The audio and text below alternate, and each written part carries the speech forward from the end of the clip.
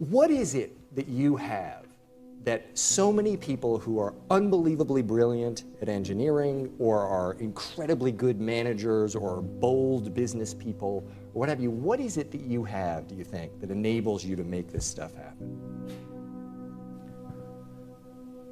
Well, first of all, I certainly don't think I can, do anything or do most things that people think are impossible. Because I think a lot of what people think is impossible is actually impossible. But occasionally it's not. I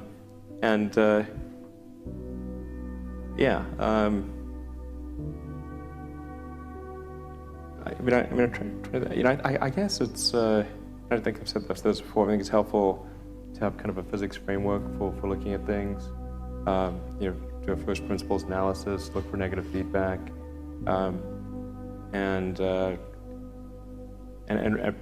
like really believe in what you're doing, but not just from a blind faith standpoint. Like to have really thought about it and say, okay, this is true. I'm convinced it's true, and I've tried every angle to figure out if it's untrue, and sort negative feedback to figure out maybe if I'm maybe wrong. But then after all that, it still seems like this is the right way to go. Then that I think gives one a fundamental conviction and an ability to convey that conviction to others, and to convince them to join. And that's what a company is. It's a group of people who come together to create a product of some kind. And so if you can convey that and answer the concerns that people have, convince them that this is something that needs to be done, it's important, and here is a path to do it, even if that path has a lot of danger associated with it and risk, and maybe it won't succeed. But people can understand, okay, this is why it's important, and even if the odds are that it won't succeed, it's worth trying to do it. Then I think you can create a great company. And just being really rigorous in making that assessment, because people tend to, a natural human tendency is wishful thinking. So a challenge for entrepreneurs is to say, well, what's the difference between really believing in your ideals and sticking to them versus pursuing some unrealistic dream that doesn't actually have merit? And that is a really difficult thing to tell. Can you tell the difference between those two things? Right. So you need to be sort of very rigorous in your self-analysis. I think certainly extremely tenacious, and then just work like hell. I mean, you just have to put in, 80 to 100-hour weeks every week. And That's then a lot of work. All those things improve the odds of success. Okay. I mean, if other people are putting in 40-hour work weeks and you're putting in 100-hour work weeks, then even if you're doing the same thing, you know that in 1 year you will achieve what they achieve. You will achieve in 4 months what it takes them a year to achieve. And then I think it's also important to reason from first principles rather than by analogy. So the normal way that we conduct our lives is we reason by analogy. We're doing this because it's like something else that was done, or it's like what other people are doing. Me Too type ideas. Yeah, Slight iterations take, on a theme, and it's because it's kind of mentally easier to reason by analogy rather than from first principles. But by first principles is kind of a physics way of looking at the world, and what that really means is you kind of boil things down to the most fundamental truths, and say, okay, what are we sure is true, or as sure as possible is true, and then reason up from there. That takes a lot more mental energy. Give me an example of that. Like, what's one thing that you've done that on that you feel has worked for you? Sure. So somebody could say, in fact people do, that battery packs are really expensive and that's just the way they'll always be, because that's the way they've been in the past. You're like, well, no, that's pretty dumb, because if you applied that reasoning to anything new, then you wouldn't be able to ever get to that new thing. Right. It's like you can't say, oh, horses. Nobody wants a car because horses are great and we're used to them and they can eat grass. And there's lots of grass all over the place, and there's no gasoline that people can buy, so people are never gonna get cars. Right. People did say that. And for batteries, they would say, oh, it's going to cost. Historically, it's cost $600 per kilowatt hour. And so it's not going to be much better than that in the future. And you say, no, okay, well, what are the batteries made of? So first principles would be to say, okay, what are the material constituents of the batteries? What is the spot market value of the material constituents? So you can say, okay, it's got cobalt, nickel, aluminum, carbon, and some polymers for separation, and a steel can. So break that down on a material basis and say, okay, what if we bought that in the London Metal Exchange, what would each of those things cost? Like, oh, geez, it's like $80 per kilowatt hour. So clearly, you just need to think of clever ways to take those materials and combine them into the shape of a battery cell, and you can have batteries that are much, much cheaper than anyone realizes. How do you think about making a decision when everyone tells you this is a crazy idea? Or where do you get the internal strength to do that? Well, first of all, I'd say I actually think I feel fear quite strongly. So it's not as though I just have the absence of fear. I feel it quite strongly. But there are just times when something is important enough, you believe in it enough, that you do it in spite of the fear. So speaking of important things. Like people shouldn't think, people shouldn't think, well, I feel fear about this and therefore I shouldn't do it. It's normal to feel fear. Like there'd have to be something mentally wrong if you didn't feel fear. So you just feel it and let the importance of it drive you to do it anyway? Yeah, actually something that can be helpful is fatalism to some degree. If you just accept the probabilities, then that diminishes fear. When starting SpaceX, I thought the odds of success were less than 10%. And I just accepted that actually probably I would just lose everything. But that maybe would make some progress. If we could just move the ball forward, even if we died, maybe some other company could pick up the baton and keep moving it forward, so that would still do some good. Yeah, same with Tesla. I thought the odds of a car company succeeding were extremely low. I would definitely advise people who are starting a company to expect a long period of quite high difficulty. Yeah. But as long as people stay super focused on creating the absolute best product or service that really delights their end customer, if they stay focused on that, then if you get it such that your customers want you to succeed, then you probably will. All right. You have to focus on the customer and delivering for them. Yeah. Make sure if your customers love you, your odds of success are dramatically higher. Yeah.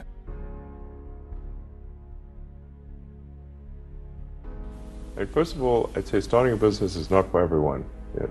So generally, starting a business, I'd say number one is have a high pain threshold. That's it. There's a friend of mine who's got a good saying, which is that starting a company is like eating glass and staring into the abyss.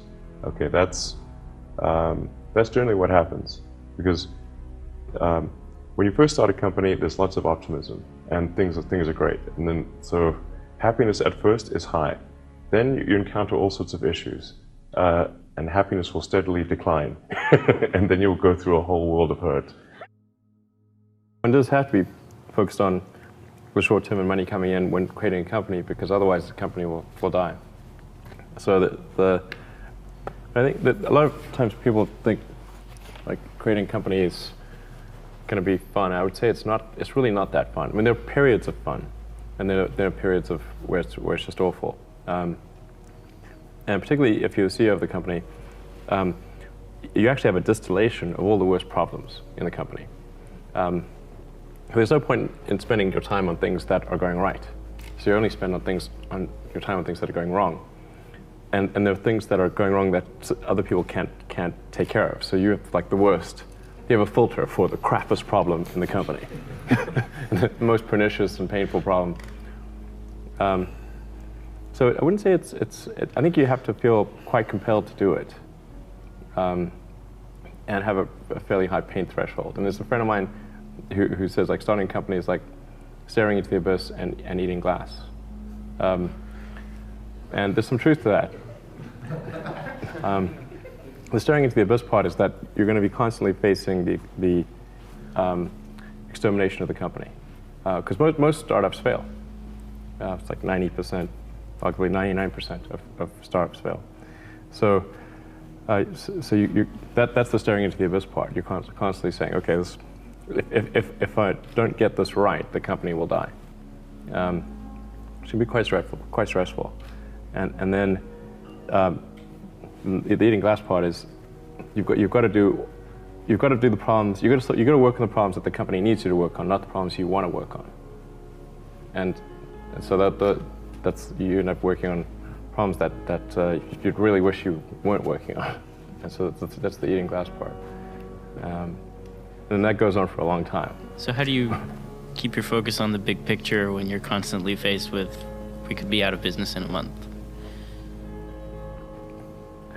Well, it's just a very small percentage of mental energy is on the big picture. Like you know where you're generally heading for, and the actual path is going to be some sort of zigzaggy thing in that direction. You try not to deviate too far from the path that you want to be on, but you're going to have to do that to some degree. But I don't want to diminish the. I mean, I think the profit motive is a good one if the rules of an industry are properly set up.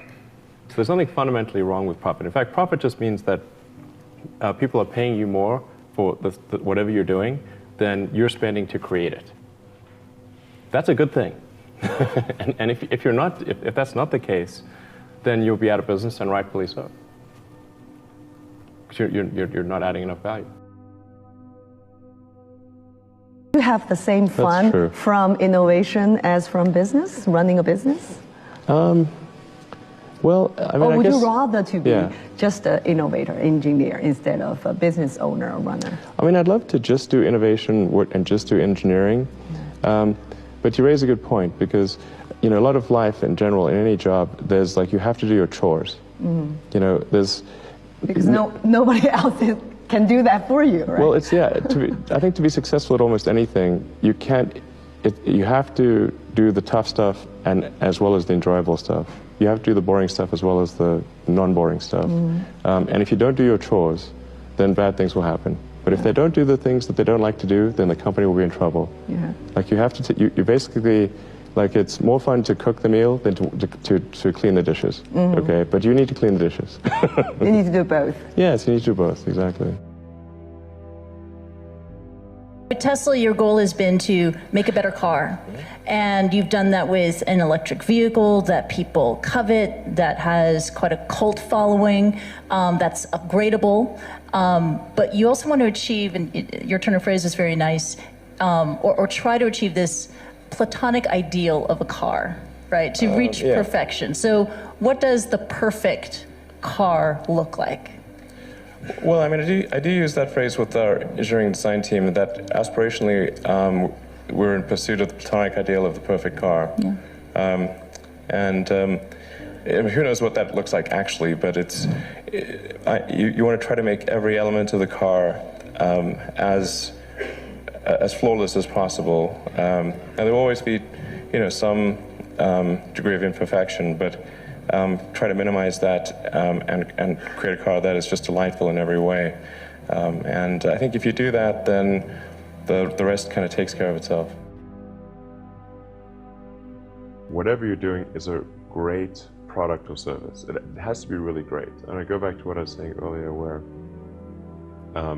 if you're a new company, I mean, unless it's like some new industry or new market if it's an untapped market, then you have more ability to, the standard is lower for your product or service. But if you're entering anything where there's an existing marketplace against large entrenched competitors, then your product or service needs to be much better than theirs. It can't be a little bit better, because then you put yourself in the shoes of the consumer and they say, why would you buy it as a consumer? You're always going to buy the trusted brand unless there's a big difference. So a lot of times, you know, an entrepreneur will come up with something which is only slightly better. And it can't just be slightly better. It's got to be a lot better. Number 3, I'd say, is constantly seek criticism. A well thought out critique of whatever you're doing is as valuable as gold. And you should seek that from everyone you can, but particularly your friends. Usually your friends know what's wrong, but they don't want to tell you because they don't want to hurt you. So lift you up, sort of yeah. So they'll say, "Oh, I want to encourage my friend, so I'm not going to tell him what I think is wrong with his product." Yeah. It doesn't mean your friends are right, but very often they are right, and you at least want to listen very carefully to what they say. And to everyone, if you're looking for, basically, you should take the approach that you're wrong. You know, that you, the entrepreneur, are wrong. Your goal is to be less wrong. But you've also said, in terms of where you want to go, that developing a high-performance sports car is not what this is about. Absolutely. This is about something else, and you want to develop a sedan. Yeah, the whole purpose behind Tesla, the reason I put so much of my time and money into helping create the business is we want to serve as a catalyst for accelerating the electric car revolution. The price of gas at the pump does not reflect the true cost of gasoline, because you have a consumption of a public good. It's one of the most, it's really a common problem in economics. You have the same thing in fishing, where because there's no cost to fishing stocks, people just overfish, and you have disaster that ensues. Right. And here we're not paying for the cost of the CO2 concentration in the oceans and atmospheres. We're not paying for all the ancillary effects of the wars and all the other things at the gas pump. So you effectively have a subsidy taking place at the gas pump because of that. So the only way to bridge that is with innovation, is to try to make electric cars better sooner than they would otherwise be. I think successful entrepreneurs probably come in all sizes, shapes, and flavors. I'm not sure there's any one particular thing. For me, some of the things I've described already, I think, are very important. I think really an obsessive nature with respect to the quality of the product is very important. So being obsessive compulsive is a good thing in this context. Really liking what you do, whatever area that you get into. Given that even if you're the best, there's always a chance of failure. So I think it's important that you really like whatever you're doing. If you don't like it, life is too short. I'd say and also if you like what you're doing, you think about it even when you're not working. I mean, it's something that your mind is drawn to, and if you don't like it, you just really can't make it work, I think.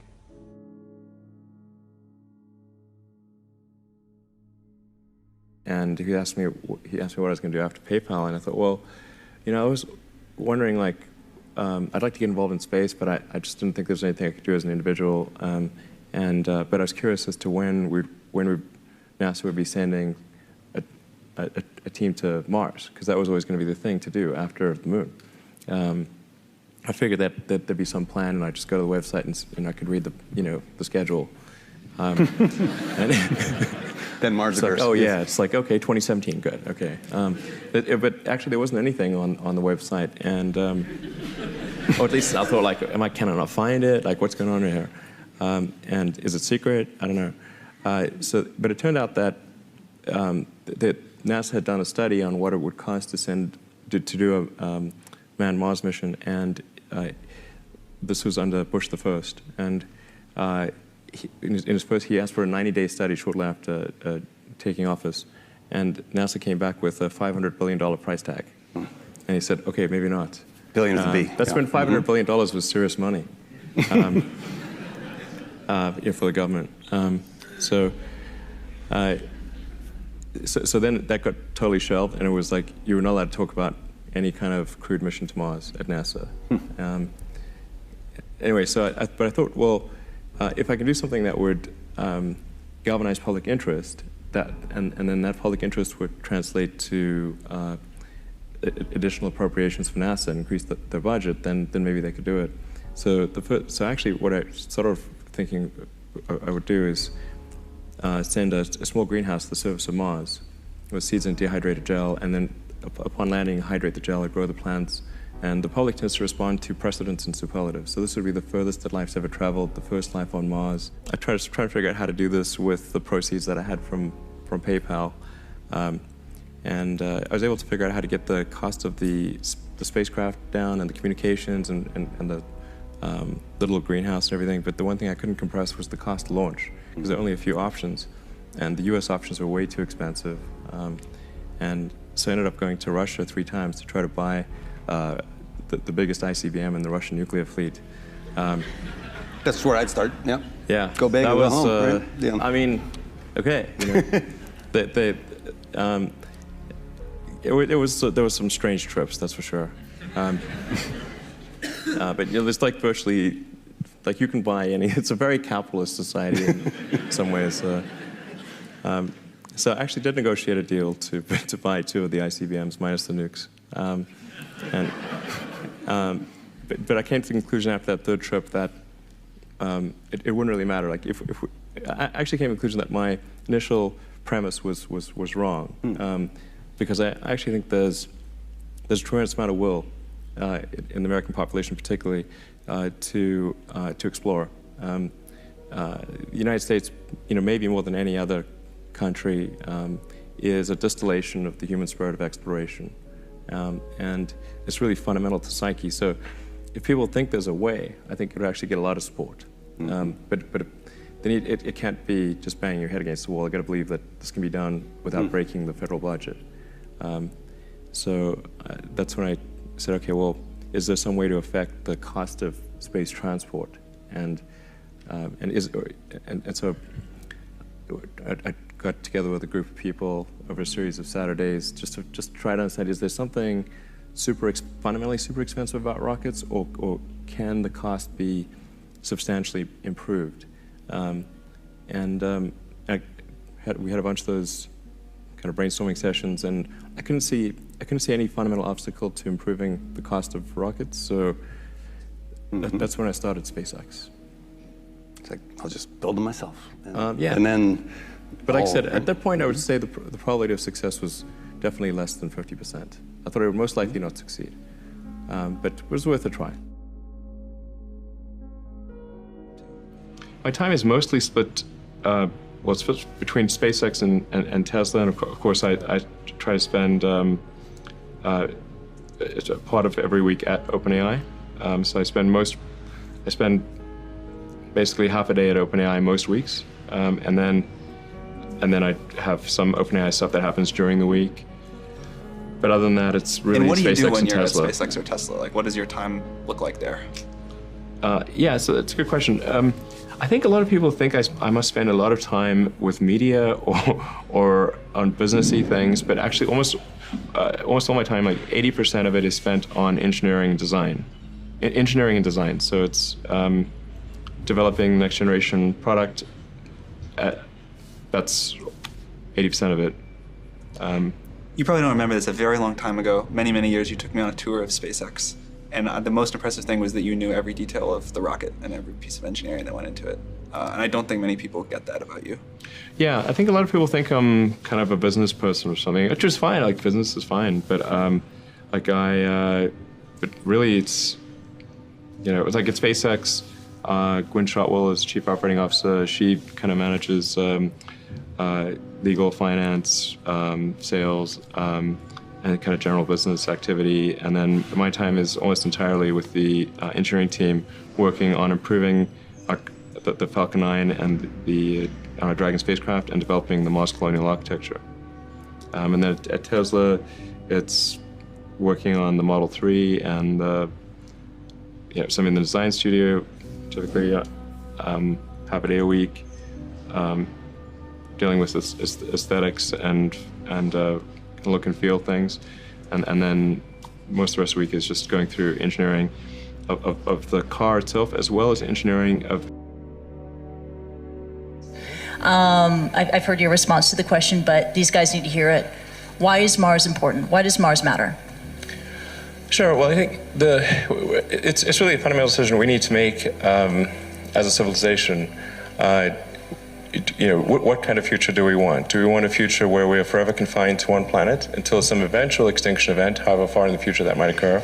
Or do we want to become a multi-planet species and then ultimately be out there among the stars and be among many planets, many star systems? And I think the latter is a far more exciting and inspiring future than the former.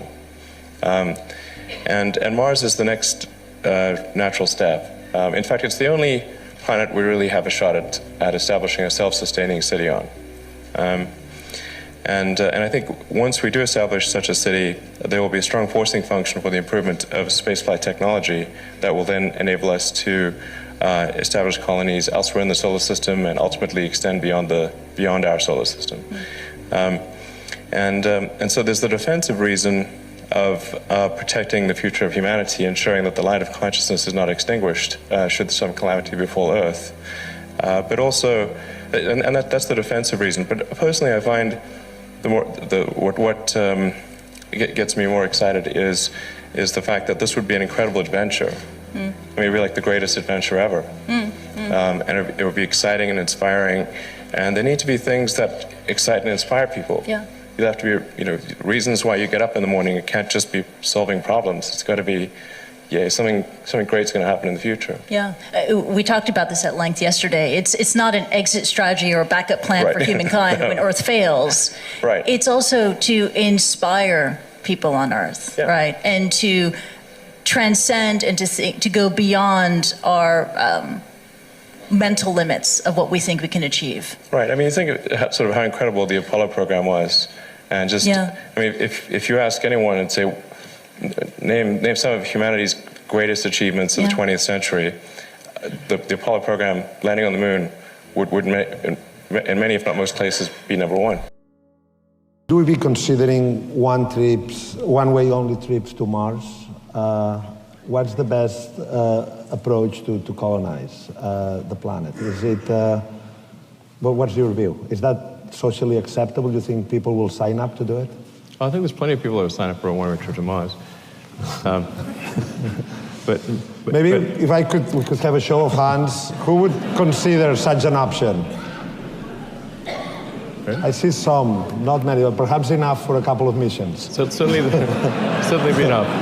I mean, I think it's sort of like, is it a one-way mission and then you die? Or is it one-way mission and you get resupplied? That's a big difference. Wait for the second option. Yeah, exactly. But I mean, I think it ends up being a moot point because you want to bring the spaceship back. Like, these spaceships are expensive, okay? They're hard to build. You can't just leave them there. So whether or not people want to come back or not is kind of like, they can jump on if they want, but they need the spaceship back. Thank you. I mean, it's kind of weird. Like, there's like a huge collection of spaceships on Mars over time. Like, it was like, maybe we should send them back. I mean, of course we should send them back.